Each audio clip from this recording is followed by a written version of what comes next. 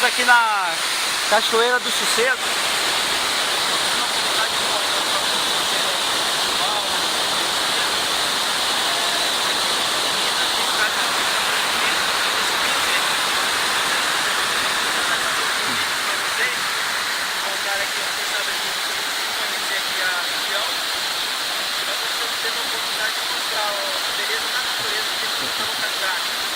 Vocês podem observar aqui, por exemplo, né, a vegetação bem típica aqui da região de Minas Gerais também.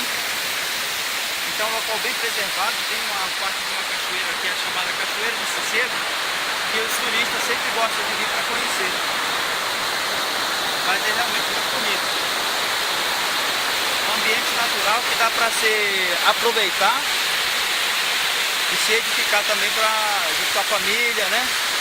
Então venham conhecer a Cachoeira do Sossego.